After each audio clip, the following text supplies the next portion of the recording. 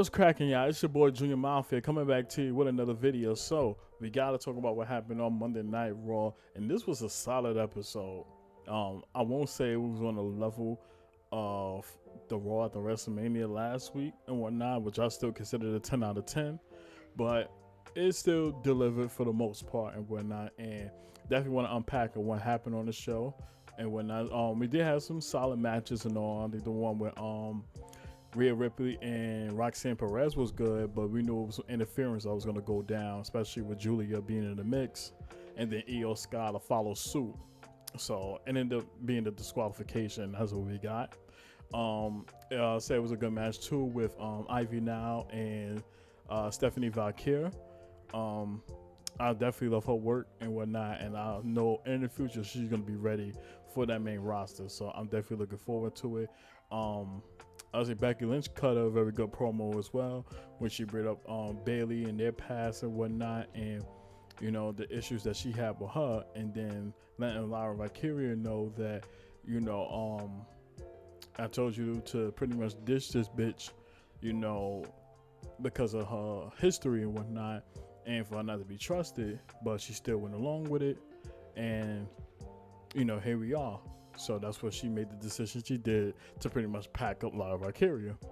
And, that was going to cause Lyra to come out and, question her. Well, not question her, but be disappointed, of what she did last week and, attacked her the way she did. So it all led up to them facing most likely a backlash for the women's Intercontinental Championship, which would be interesting too.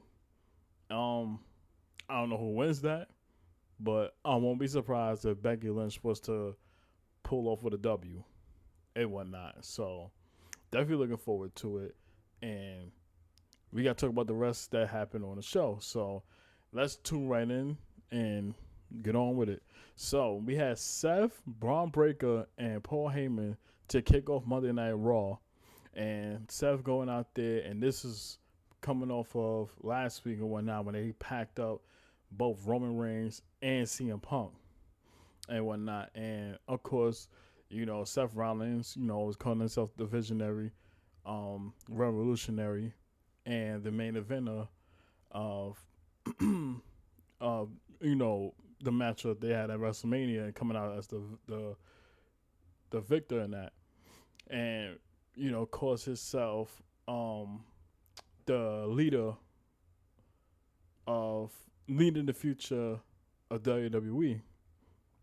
So he pretty much did that, and all of a sudden, Sami music hits. So Sami comes out there and pretty much talk about him and Seth Rollins, their friendship for so many years and whatnot, and how they was very close to one another, and how he was saying that like this thing you got going on right here. And I'm talking about Paul Heyman and Braun Breaker. He's saying it's full of crap. So where Seth was going to be in denial, and Seth was saying that you're doing this for what? And he brings up and Sami says, you keep talking about CM Punk, and you talking about Roman Reigns and whatnot, and how much I hate you for them, but deep down inside, you're doing the same thing they're doing. And he brings up Paul Heyman and was talking about, you probably did all of this because you're jealous. And then also, if you pay close attention, this kind of gave me similarities a bit to when Solo was leading a new bloodline with the Tungans and Jacob Fatu. And, he's trying to recruit Jay into the mix, and he was going to turn that down because he wanted no part of that. It kind of was the same thing, but in reverse. And you have Paul Heyman in the mix alongside Braun Breaker, and Sami, he pretty much said similar to what Jay was saying, talking about because Braun Breaker would kept side out of him a lot. So while he was talking to Seth, he's saying that if he keep looking at me that way, I'm going to pretty much pack him up and whatnot. And then sorry about that. So after that, he brings up about the whole bloodline thing, and when I try to like compare what he's doing to that right there. He said, "Don't mention the bloodline. Like I'm not anything like it." And pretty much told Sami, "I'll make you an offer. If you don't believe in my leadership and what I can, you know, lead WWE in the future for bigger and better things, here's my offer to you.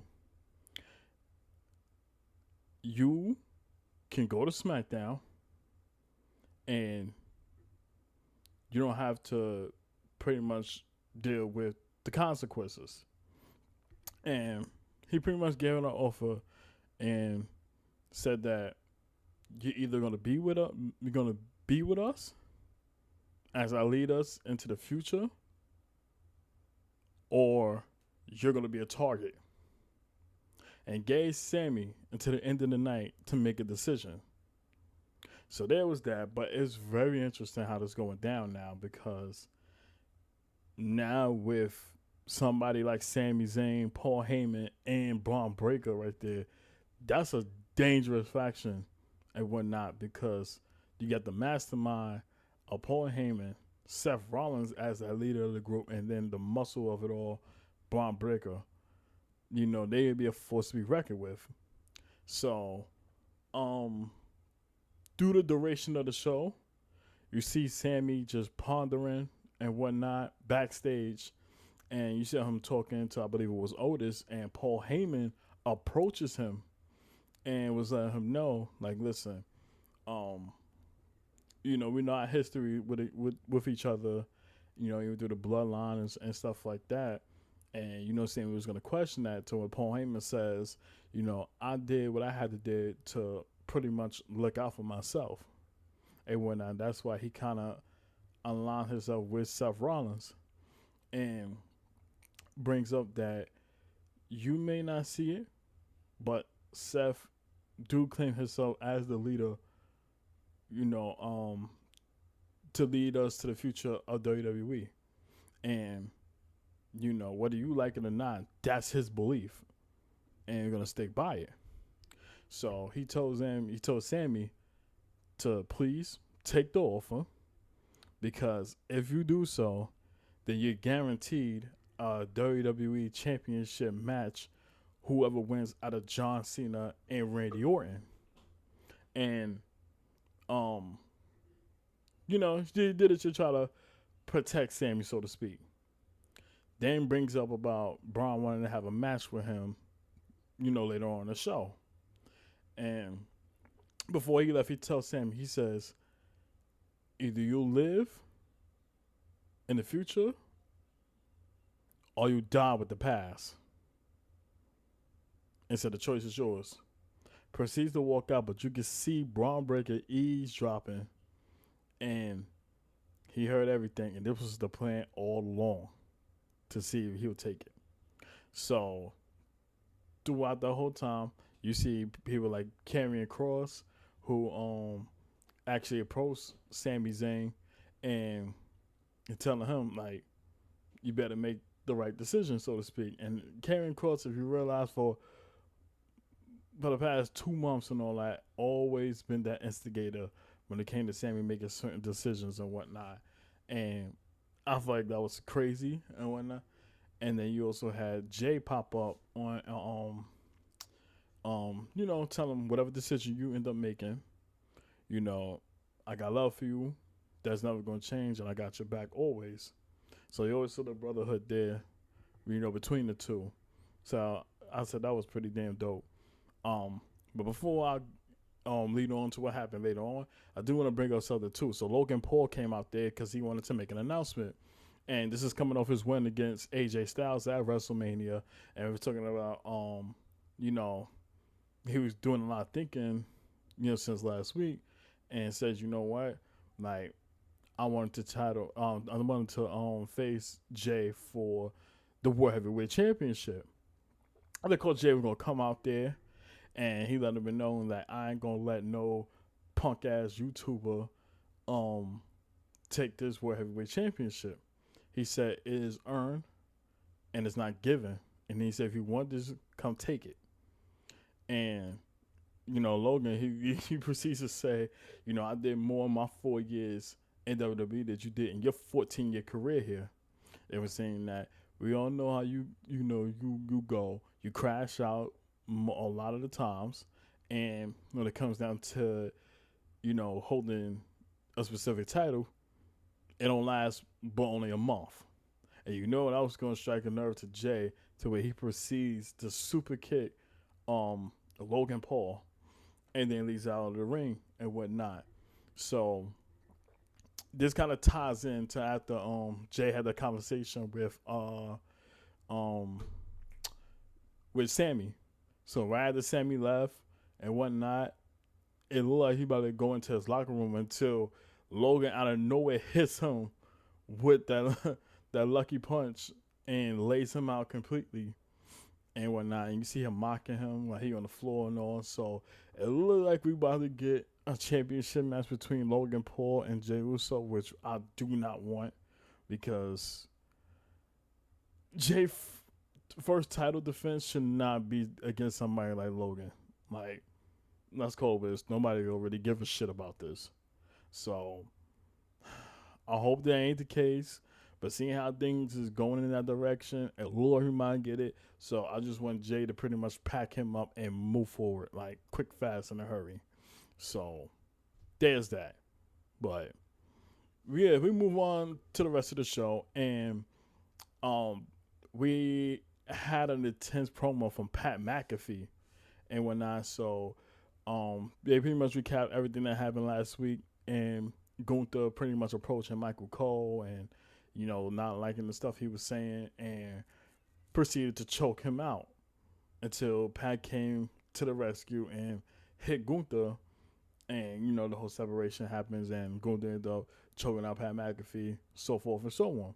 So Pat has something to say, so he grabs the mic, he gets on top of the announce table and pretty much talking about his lifehood growing up, and thought that he wasn't pretty much going to amount to nothing, until he had a very good successful career, when talking about football, and then outside of that, and saying how much he been giving back to the community, especially in Indianapolis where he lived at for so many years, and saying that he gave out millions and millions of dollars to charity for like children hospitals, for military veterans, to the LGBTQ community, to a whole bunch of stuff, and let it be known that when he died, that he wants to leave the world better than when it was when he first got in here, and then also mentions that when I die, when I'm 6 feet deep, that I want people to look at me as a loyal motherfucker.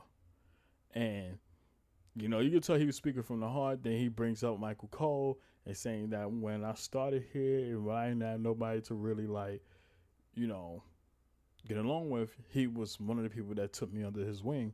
And ever since then, the brotherhood we built up, that's somebody that I would run through a brick wall for and whatnot. And, he would lay on the line for. So you saw the love he had for Michael Cole. Then you hear the crowd, chanting Michael Cole.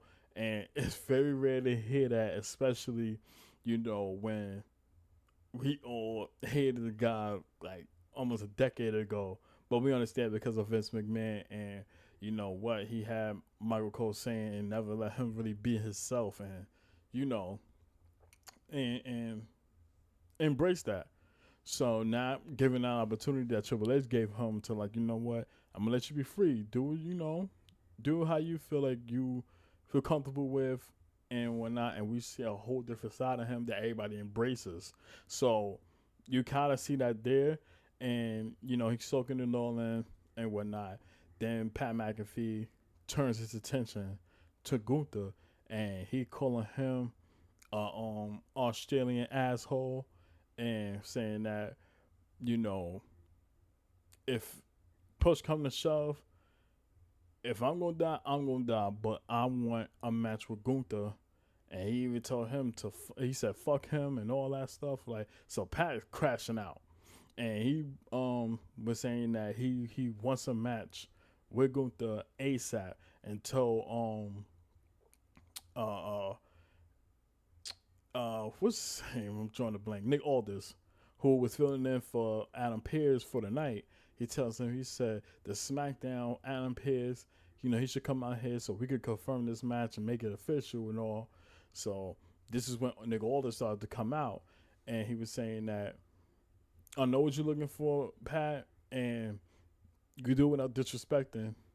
And he was saying that, Pat McAfee saying, I want you to pretty much uplift Gunther's suspension and put me in a match with him and make it official. And Nick Aldis was pretty much turning it down and whatnot, and wasn't really going for it and all that. But Pat McAfee was not going to look for an answer, and that he really wanted to get his get back on Gunther after what happened last week. So when Nick Aldis said, he told him, he said, you have the power to do so. Even though Anna Piz ain't here, you still in charge, so you can still make things official and whatnot. So Nick Aldis went and he says, I can make a match of Gunther versus Pat McAfee in an unsanctioned match at Backlash. And Pat says deal, and the match is official now. But let me tell you this. Pat McAfee might have signed his own death wish, because we're talking about a Gunther who lost his World Heavyweight Championship by tapping out. And you can tell how pissed off he is. Now given the opportunity to pretty much face Pat McAfee in an unsanctioned match to where he could do whatever the hell he wants. This spells danger. It's written all over it. And Pat McAfee he's looking in the sense of, if I die, I die.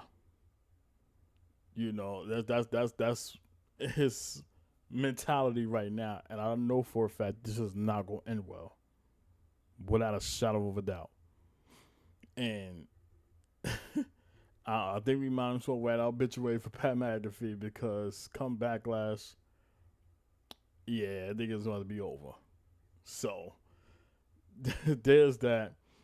And at the show, Seth ended up coming out and pretty much was, calling out Sami Zayn to, make his decision and what he gonna do. So Sami comes out there, and Seth Rollins was pretty much telling Sami that, I want you to make the right decision for the better. And we're talking about how, when he had his first child, that Sami was the one to, congratulate him and, be there. Same way when Sami became a first father and whatnot, Seth had looked out for him. So you could tell how much their bond, how very close they was and whatnot. And then brings up about that, like, I got love for you, and I want you to take this deal. And pretty much said that what Paul Heyman was saying earlier, and guaranteed a championship match and whatnot. And it's like, I don't want to hurt you. Here's the reason why I'm telling you right now and what it is, to please go to SmackDown and whatnot. And none of these consequences will happen. And Sami, of course you're going to say, about how much him and Seth, their connection is and whatnot, and that everything they did outside of the ring, he always got love for.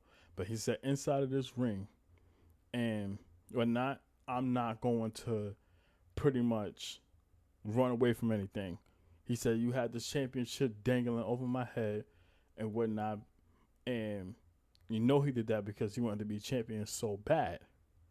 But Sami made it crystal clear that I'm going to be champion regardless of whether it's the WWE champion or the World Heavyweight champion. And I'm going to do it without anybody offering anything to me. And let it be known that, you can pretty much take that offering right there and you can go to hell. And Seth was not feeling that whatsoever. And then you hear Braun Breaker music hits. And they're supposed to have a match. So We come back from commercial break, and the match is going, and you pretty much knew that it was going to be all Braun Breaker.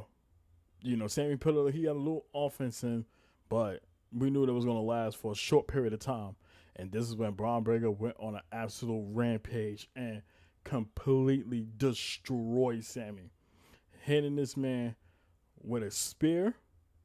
And through the duration of that, you see Seth Rollins just standing still with a straight face. And after the second spear that got hit on Sami, Seth proceeded to go next to Sami and tell him, it don't have to be like this. Take the deal, and this will be all over. And he was saying that for your own safety right now, take the deal and go to SmackDown. And then you proceed to hear Sami says, go to hell. And at that moment, that was all that needed to be said right there. And Braun Breaker ran the ropes, waited for Sami to get up, hit this man with another spear, and it was pretty much over at that point. Sami couldn't move. He was just destroyed. So he rolls out of the ring, and as it's happening, everybody's trying to check on him and stuff like that. And Seth Rollins looking in the sense of, I warned this man plenty of times, and since he don't listen, it is what it is.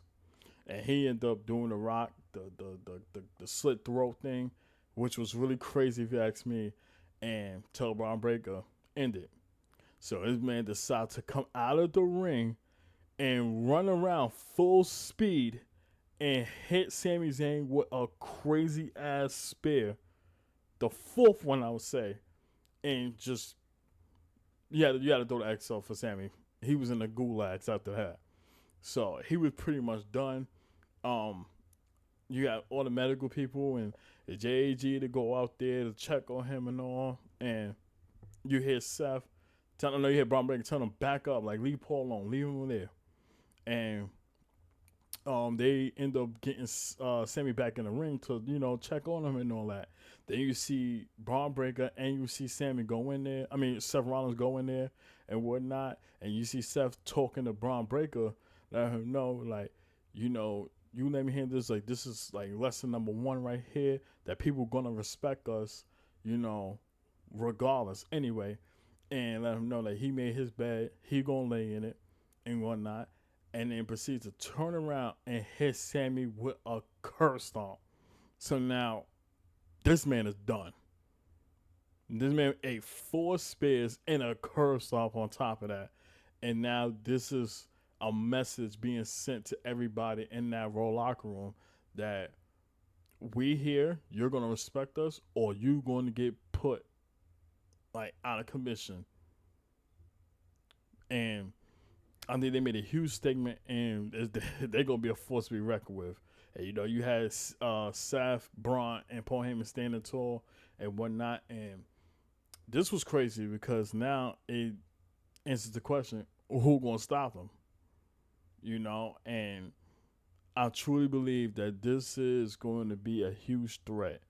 And we may see a team up with Roman, CM Punk, and potentially Sami Zayn. Who knows? But I really believe it was going to be Roman and CM Punk that's going to team up to take on Braun and Seth, without a doubt. The only question is, will Sami Zayn align himself with them? That is the main question of it all. But all in all, this was a very decent show. It was a must-watch, so to speak, and definitely looking forward to what they're going to do next week and all. So if I have to give it a rating, I'll probably give it like a solid 6.5 out of 10 and whatnot. And definitely excited for what's to come, especially with the whole Paul Heyman, Seth, Braun situation. I know the match between Lana Valkyria and Becky going to deliver to comes Backlash. Same as how I feel with the Pat McAfee and Gunther and whatnot. So I definitely can't wait for that. But yeah, comment down below. Let me know what you think about Monday Night Raw. What was some parts of the show that you like and whatnot, and what would you rate it as well? But I appreciate y'all love and support. Make sure y'all smash that like button, click that subscribe button, and click that notification bell so you get notified every time I drop content right here on this channel. Roll to 200 subscribers. Continue to keep God first. Trust the process on anything that you do at life. Your time will come. And I'll catch y'all on the next video. Peace.